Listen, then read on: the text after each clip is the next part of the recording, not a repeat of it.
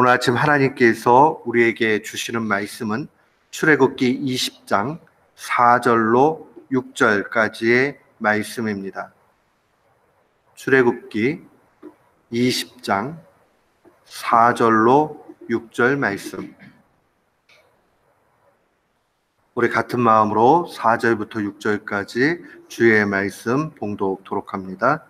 너를 위하여 새긴 우상을 만들지 말고 또 위로 하늘에 있는 것이나 아래로 땅에 있는 것이나 땅 아래 물속에 있는 것에 어떠한 형상도 만들지 말며 그것들에게 절하지 말며 그것들을 섬기지 말라. 나 네 하나님 여호와는 질투하는 하나님인즉 나를 미워하는 자의 죄를 갚되 아버지로부터 아들에게로 3, 4대까지 이르게 하거니와 나를 사랑하고 내 계명을 지키는 자에게는 1000대까지 은혜를 베푸느니라. 아멘. 저는 오늘 본문 말씀을 통해서 한량없는 하나님의 은혜라는 제목으로 주의 말씀을 선포하도록 하겠습니다. 우리가 종종 성경을 읽다 보면 하나님의 성품에 대해서 굉장히 인간적으로 표현되어 있는 것을 발견합니다. 시편 59편 같은 데 보면 하나님이 손이 짧아서 너희 구호 못하는 것 아니고 귀가 어두워서 듣지 못하는 것 아니다. 뭐 이런 표현들이 나와요. 하나님이 손이 없지요. 하나님이 귀가 있으신 게 아니지요. 그러나 우리가 그 고백을 읽다 보면 이렇게 하나님에 대해서 잘 이해할 수 있도록 설명하는구나 하는 것을 깨닫게 됩니다. 우리는 이런 것을 신인 동영설이다 뭐 이렇게 표현을 하는데 이런 것들은 굉장히 우리의 이해를 도와요. 하나님의 성품에 대해서 좀 더 깊이 알고 친근하게 알도록 합니다. 그런데 오늘 본문에 있는 이 표현은 굉장히 인간적인 표현인데 왠지 모르게 우리의 마음속에 석연치 않은 그런 마음을 갖게 만듭니다. 그 표현이 바로 5절에 나와 있는 나 내 하나님 여호와는 질투하는 하나님이다 라는 표현입니다. 질투하는 하나님. 이 질투라는 것은 긍정적인 내용으로 잘 사용하지 않지요. 굉장히 부정적인 의미가 더 많습니다. 참된 사랑으로 보기에는 좀 무언가 문제가 있어 보이는 것. 근데 왜 하나님은 말씀을 증거해 주실 때에 당신을 질투하는 하나님이다 그렇게 이야기했을까? 심지어는 아퀴나스 같은 신학자는 이 질투 시기에 대해서 이렇게 이야기했어요. 타인의 행복을 슬퍼하고 타인의 이 불행을 즐거워하는 마음이 질투다. 이런 표현을 썼어요. 어떻게 보면 우리나라 사람들 얘기하면 사돈이 땅 사고 뭐 잘 되고 뭐 이러면은 배가 아프고 사촌이 잘 돼도 좀 마음에 편안치 않고 뭐 그런 말하고 비슷하겠죠. 이런 모든 것은 부정적인 의미예요. 질투에 대해서. 근데 왜 하나님은 질투하는 하나님이라는 말을 굳이 사용했을까? 히브리 사람들은 이 단어를 카나라는 말로 사용을 했습니다. 근데 이 카나라는 말은 좀 특별한 의미를 가지고 있어요.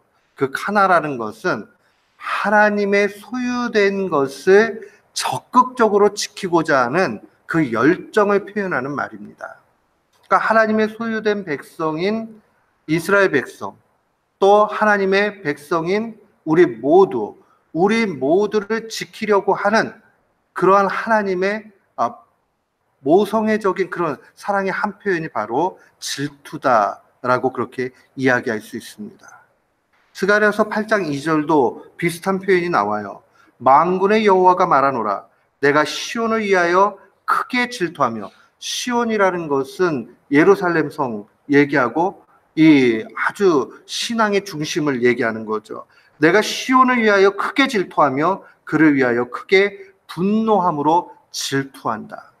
그러니까 하나님께서 이 질투라는 말을 어떨 때 사용하시느냐, 정말 자신의 소유된 백성들을 지키기 위해서 하나님의 온몸을 불사르면서 정말 그 애달른 마음으로 그렇게 나아가는 열정을 표현할 때 질투다라고 이야기를 합니다.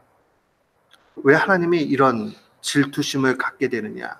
그건 바로 인간은요, 하나님을 섬기지 않으면 자기도 모르는 사이에 헛된 것을 섬기는 그런 마음이 있습니다. 인간은 그 누구도 무신론자는 없어요.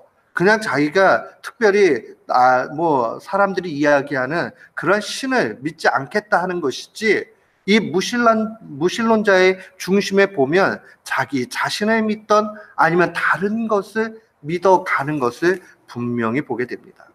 종교성이 있는 거죠. 그 중심 가운데. 결국 하나님을 떠나게 되면 헛것을 그렇게 섬겨가려고 하는 성품이 있기 때문에 하나님께서 그것을 아시고 보호하시고 나아가시는 겁니다. 오늘 4절 말씀도 보세요. 너를 위하여 새긴 우상을 만들지 말고 라는 말씀을 증거합니다. 우상을 만드는데 왜 너를 위한다라는 말을 했을까? 인간의 종교성을 염두에 둔 이야기입니다. 하나님을 떠나게 되면 자신도 모르는 사이에 자꾸 다른 쪽으로 가게 되죠. 하나님 아닌 것을 섬기게 됩니다. 헛것을 섬기게 되면 그 무능한 헛것이 무엇을 해주겠습니까? 아무것도 해줄 것이 없습니다. 결국 사탄의 노예만 되고 마는 것입니다.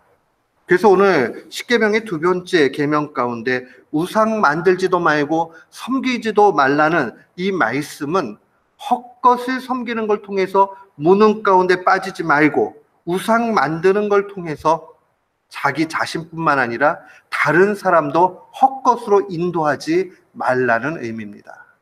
사랑하는 성도 여러분, 우리는 이 말씀을 좀 깊이 마음에 간직해야 되겠습니다.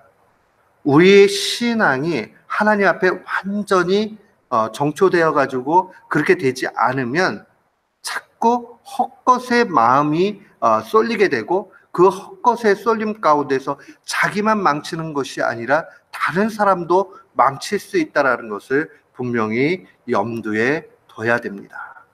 그런 의미에서 하나님의 은혜는 한량없이 크고 복됩니다. 하나님께서 오늘 5절 하반절과 6절로 와서 보면 이렇게 말씀하십니다. 나를 미워하는 자의 죄를 갚되 아버지로부터 아들에게 3, 4대까지 이르게 하거니와 나를 사랑하고 내 계명을 지키는 자에게는 1000대까지 은혜를 베푼다. 내가 초등학교 때 이제 한 교회를 정착하면서 제대로 신앙생활을 할 때가 초등학교 3학년 때였어요. 근데 그때 말씀을 읽는데 이 말씀이 나왔어요. 그때 너무 괴로웠어요. 어린 마음에 생각을 해보니까 저희 할아버지도 안 믿고 돌아가셨고 아버지도 그때 교회 안 다니셨을 때고, 야, 그러면 이거 잘해봤자 몇 대 동안은 내가 우리 집안은 잘 되기는 글렀구나 이런 생각을 했어요. 근데 나중에 깨닫게 됐어요. 이 말씀이 숫자적으로 3대, 4대에 걸쳐서 하나님이 그 3, 4대는 못 된다 이런 뜻이 아니라 하나님의 진노하심은 유한해요.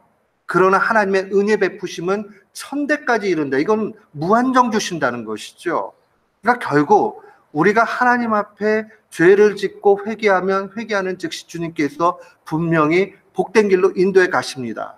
그런데 하나님을 사랑하고 하나님 앞에 그 계명을 지키며 살아가는 모든 사람들에게는 분명히 영원한 은혜 가운데 거하도록 인도해 주신다는 겁니다. 사랑하는 성도 여러분, 우리가 하나님을 잘 섬겨 나아가게 되면 하나님은 은혜 베푸시기를 즐겨하십니다. 그의 은혜는 한량 없습니다.